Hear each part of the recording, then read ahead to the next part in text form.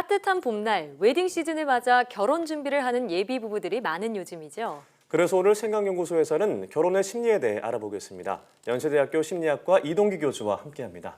안녕하세요. 네, 안녕하십니까. 네, 참 제 친구들도 요즘에 결혼하는 친구들이 조금씩 생겨나면서 아, 좀 네. 신기하다는 생각이 드는데 네. 결혼 날짜를 얘기하면서 마냥 뭐 행복하고 그럴 줄 알았는데 뭔가 불안하고 걱정된다 이런 친구들이 많은 것 맞아요. 같아요. 이런 거를 메리지 블루라고 하잖아요. 예. 결혼 전 우울증이라고 하는데 이런 심리가 나타나는 이유는 뭘까요? 결혼 전에 부담 많이 되죠. 네. 예, 책임감도 있고 예. 불안하고 그러다 보면 이제 기분이 가라앉는 거를 이제 메리지 블루라고 하는데요. 사실 수십 년간 함께 살아야 될 파트너를 고르는 게 어디 쉽겠습니까? 그렇죠. 예, 그러니까 과연 이게 결혼을 해서 내가 결혼을 잘한 것일까? 나중에 후회하면 어떡하지? 네. 이런 생각들을 많이 하게 되는 것 같아요. 이게 이제 남녀 공히 느끼는 그런 네. 것들 중에 하나인데 물론 이제 그 불안감의 원인을 결혼 하나에만 귀속시킬 수는 없을 것 같아요. 특히 이제 만약에 이전에 우울증을 경험한 적이 있는 분들이라면 결혼 전에 특히 좀 유의하시는 게 좋겠어요. 예. 왜냐하면 우울증이 더 깊어질 위험성이 있거든요. 네. 그래서 만약에 메리지 블루 같은 게 이게 생겼을 때는 첫 번째는 많은 사람들이 결혼 전에 이런 불안감이나 우울감을 경험한다는 거를 함께 받아들이는 게 필요하고요. 예. 두 번째는 두 사람 간의 굳은 신뢰를 가지고 이걸 함께 대처한다. 이런 마음 자세가 중요할 것 같습니다. 네. 이처럼 뭐 인생의 큰 변화를 앞두고 말씀하신 뭐 불확실성이나 여러 가지 불안감들이 있음에도 불구하고 사람들이 뭐 결혼을 해야겠다는 분들이 좀 많은 요즘이잖아요. 예. 이렇게 결혼을 왜 굳이 해야 하는지 그 심리는 무엇일까요? 네, 그런 질문 하시는 분들이 되게 많은데요. 네. 제 생각에는 먼저 평생 나와 함께하는 짝이 있다. 이것 자체가 정말 매력적인 부분이죠. 네. 특히 보면은 사실은 부모님보다 더 긴 시간을 함께 살아야 되는 게 자기 배우자잖아요. 네. 그래서 특히 아플 때나 힘들 때 내가 심리적으로 의존하고 안정감을 느낄 수 있는 대상이 있다. 네. 그것이 아마 가장 큰 이유일 것 같고요. 또 하나는 이제 그 실제로 육체적인 친밀감이라든지 또는 정신적인 친밀감, 그 정말 함께 즐거움을 나눌 수 있는 그런 대상인 거죠. 함께 잠자리에 들고 함께 아침에 같이 눈을 뜨고 서로 간의 사랑의 미로를 나누고 네. 이런 것들이 주는 어떤 그 매력적인 부분이 있겠고요. 또 하나는 이제 결혼을 하게 되면은 적어도 이런 얘기를 안 듣잖아요. 결혼 언제 하니?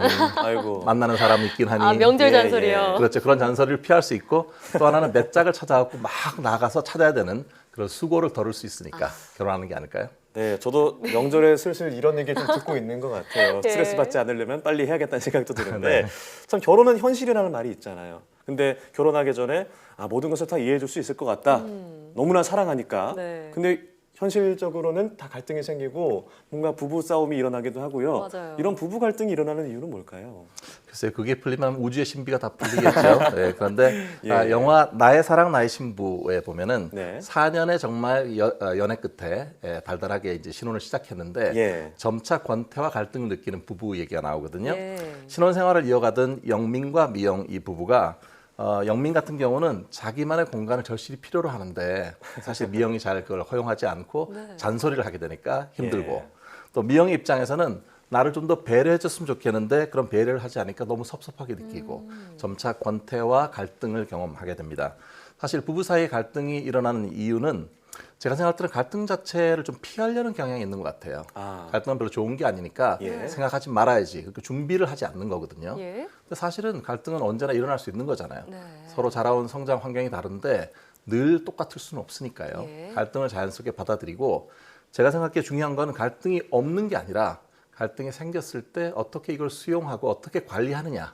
그게 더 중요한 문제인 것 같습니다. 네. 네, 지금 정말 중요한 말씀해 주신 것 같은 게 갈등은 자연스러운 것이니까 그래서 왜 뭐 어떤 심리 상담사분들은 결혼하기 전에 꼭 갈등 상황을 겪어봐라 이런 말씀도 하시더라고요. 네네. 자, 그러면 갈등이나 권태를 좀 슬기롭게 극복하려면 어떤 태도를 가져야 할까요?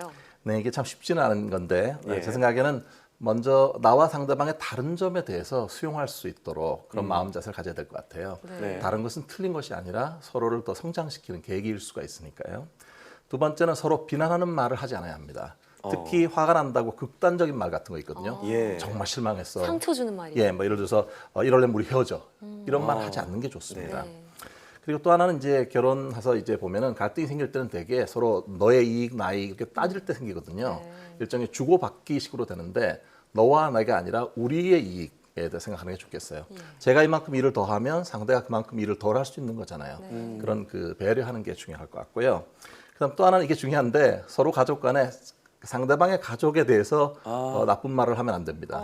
시댁이나 친정에 대해서 얘기를 하면 항상 갈등할 때는 그 갈등을 증폭시키는 효과가 다 있습니다. 잘해줘야 되는 거죠? 그렇죠. 네. 예. 그다음에 이제 또 하나는 보통 사랑이라는 게 열정이 있지만 시간이 지나게 되면 점점 친밀감이라든지 네. 헌신이라든지 이런 게 중요해지거든요. 네. 불같은 그런 사랑은 없지만 따뜻한 사랑이 있을 때 마치 당신 변했어 이렇게 말하지 않는 게 중요할 것 같고요. 또한 권태 같은 걸 피하려면은 뭔가 새롭게 서로에게 보이도록 노력을 해야 되겠죠. 각자가 예를 들어서 뭐 같이 취미 생활도 함께 하고 네. 또 가보지 않은 곳에 여행을 간다든지 서로 노력을 해야 하는 것이 필요합니다. 네, 정말 연애의 연장이라고 생각될 정도로 비슷한 그 느낌이 드는 것 같아요. 네. 자, 그런데 요즘에 새로 조론이라는 말이 등장했습니다. 방송에서도 많이 등장하고요. 이 조론은 정확히 어떤 의미인가요? 네, 이게 결혼을 졸업한다 이런 뜻이잖아요. 예. 예, 사실 최근에 소설가 이회수 씨하고 부인인 전향자 씨 부부가 44년간의 결혼을 마치고 졸혼을 했다고 예. 방송에 나오는데요. 지금 이회수 작가는 강원도 화천에 그리고 부인 전 씨는 춘천에 따로 살고 있는 것으로 알려지고 있습니다. 전 씨 얘기를 들어보면은 이혼하고 싶지 않았지만 나도 내 인생을 좀 찾고 싶다. 예. 여전히 난 남편을 존경하는 마음은 있다. 이렇게 얘기를 했는데요. 원래 이 조론이라는 그 말 자체는 2004년에 일본 작가인 스기야마 유미코라고 하는 사람이 쓴 조론을 권함이라는 책에서 나온 단어입니다. 네. 근데 이 부부는 걸어서 한 25분 떨어져 있는 아파트에 살고 있고요. 한 달에 한 2번 정도는 그래도 계속 만나서 밥을 먹는 그런 관계를 유지한다고 합니다. 예. 자, 그러니까 조론은 뭐 법적으로 부부 관계는 유지하지만 서로 간섭하지 않은 상태를 말하는 건데 이 조론이 최근 증가하고 있는 이유가 또 있다고요. 그렇죠. 이게 결혼이라는 게 사실은 그 서로 이혼은 하진 않았지만 서로 간섭하지 않고 독립적인 삶을 사는 거잖아요. 네. 네. 기존의 결혼 형태는 졸업을 하고 자기한테 맞는 새로운 라이프 스타일을 찾겠다 이런 건데요. 졸업이 증가하고 있는 이유는 첫 번째는 인간의 기대 수명이 점차 늘고 있습니다. 그러니까 살아가야 될 날이 더 많은 거죠. 더 함께. 많아졌군요. 예, 그리고 두 번째는 황혼이라고 하더라도 여전히 이혼을 한다는 건 부정적인 그런 시각들이 꽤 있기 그렇죠. 때문에 네. 이것이 이제 이혼 다음에 일종의 대안적으로 잡는 그런 모습이 있습니다. 네. 또한 서울대 소비 트렌드 분석센터의 설문조사를 봤는데요.